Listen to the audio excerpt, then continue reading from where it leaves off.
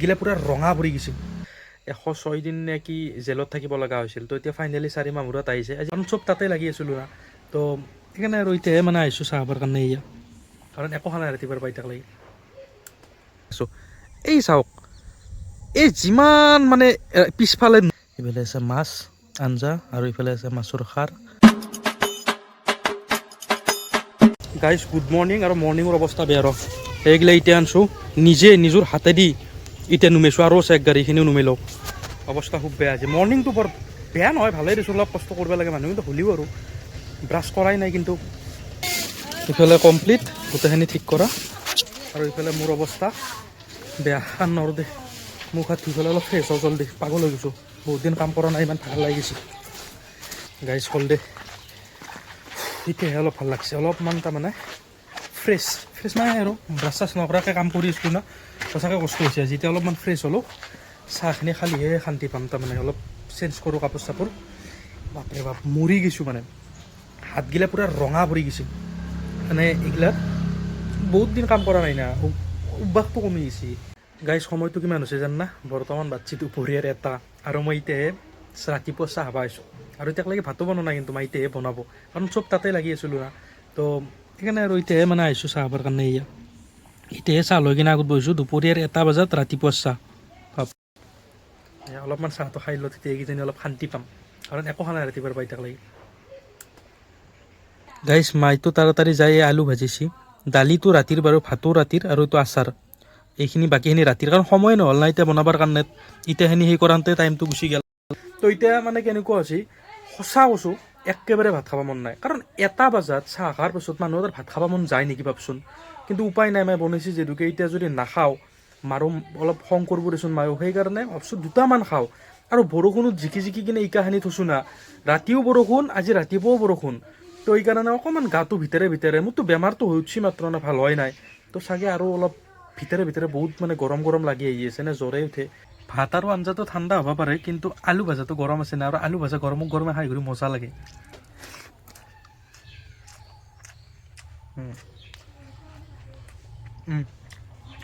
guys বতৰটো চাওক পূৰা বতাহ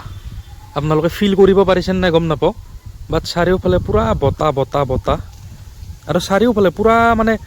এই এটা বস্তু দেখাওঁ নেকি গাইজ মানে কেমেৰাদি জুম কৰিব পাৰা না নোৱাৰোঁ বা আমাৰ আইফোন নহয় নে এখন কি পাহাৰ আপোনালোকে ক'ব পাৰিবনে যাৰ ঘৰ হাজো শুৱালকুছি বংশৰ মানে এনেকৈ আশে পাশে আৰু তেওঁলোকে কিন্তু গম পাব এইখন কি পাহাৰ কওকচোন কি পাহাৰ যদি গম পায় মই কৈ দিওঁ এই পাহাৰখন হৈছে এইখন এই পুৱামক্কা নামটো আপোনালোকে শুনিছে চাগে পুৱামক্কা হাজো পুৱামক্কা পুৱামক্কাৰ পাহাৰ এইখন দেখিছে আমাৰ ঘৰৰ পিছফালে তো গাইজ মই আৰু এটা কথা ক'ব বিচাৰিছোঁ বহুতে কৈ আছে যে জুবিন দাৰ কাৰণে ন্যায় মানে শুনি লওক কথাটো মই যোৱা ভিডিঅ'টোতো কৈছিলোঁ যে জুবিন দাৰ কাৰণে বোলে ন্যায় বিচৰা নাই কণ্টেণ্ট ক্ৰিয়েটৰবিলাকে স্পেচিয়েলি কণ্টেণ্ট ক্ৰিয়েটৰক মানে কৈ আছে যে জুবিন দাৰ কাৰণে কিয় মাত মাতা নাই এতিয়া আপোনালোকে এটা কথা কওক মাতাটো বহুতেই মাতি আছে আপুনি কৈছে যে কোনেও জুবিন দাৰ কাৰণে কিয় মাত মাতা নাই এবাৰ নিজকে প্ৰশ্ন কৰি চাওক আপুনি মাত মাতিছেনে মানে বেলেগতো বাদ দিয়ক আপুনি নিজে জুবিন দাৰ কাৰণে মাত মাতিছেনে সেইটো ইম্পৰ্টেণ্ট আপুনি ফেচবুকত বা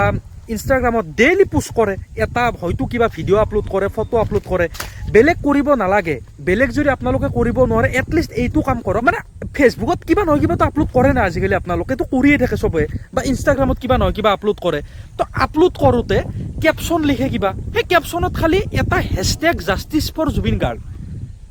নিজৰ ফটোখনো যদি আপলোড কৰিছে তাৰে কেপশ্যনটো লিখিছে তাৰে তলেদি hashtag justice for Zubeen Garg তো এনেকৈ লিখি দিয়ক কমচে কম ডিজিটেল প্ৰটেষ্টটো হ'লেও অকণমান আগবঢ়াই নিওঁ সমাধান কৰিব লাগিব এইটোৰ ইয়াতে এনেই হাল্লা কৰি বা মানে অত্যাচাৰ কৰি এইবিলাক কৰি লাভ নাই গতিকে ডিজিটেল প্ৰটেষ্টটো বহুত হেভি কিন্তু আপোনালোকে গমেই পাইছে যে প্ৰথমতে ডিজিটেল প্ৰটেষ্ট যেতিয়া চলিছিল তাৰপিছতেই মানে এই কেছটোৰ ওপৰত একশ্যন লোৱা ষ্টাৰ্ট হৈছে গতিকে ডিজিটেলি আমি প্ৰটেষ্ট কৰিম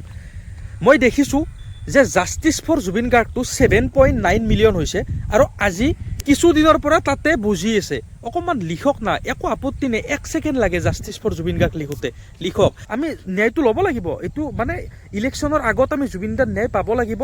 বহাগ বিহুৰ আগত আমি জুবিনদাৰ ন্যায় পাব লাগিব তেতিয়াহে জুবিনদাৰ আত্মাটো শান্তি পাব আৰু আমিও অকণমান মনটো মানে শান্তি পাম যে হয় জুবিনদাই ন্যায় পাইছে গাইজ এইটো টাইমত মানে এই পিছফালে আহি কিনে ভাল লাগে কিয় কৈছোঁ আপোনালোকেতো গম পোৱা নাই দেখা পোৱা নাই না ভালকৈ ইয়াতে 1 ছেকেণ্ড দেখাই আছোঁ এই চাওক এই যিমান মানে পিছফালে নদী পাৰৰ ফালে গৰু চৰু দিছিলে মানে গৰু দৰক দিয়েতো পিছফালে নদী পাৰৰ ফালে গোটেই মানুহবিলাকে এতিয়া একফালৰ পৰা গৰু অনা ষ্টাৰ্ট কৰিছে তো মই সেইকাৰণে মানে এইটো টাইমত অকণমান পিছফালে আহোঁ হা এই ভাল লাগে কিবা এটা না মানে আৰু যি ধুনীয়া হাৱা চলি আছে এইটো নাপায় আপোনালোকে ফিলটো বেলেগত ঘৰৰ ভিতৰত হা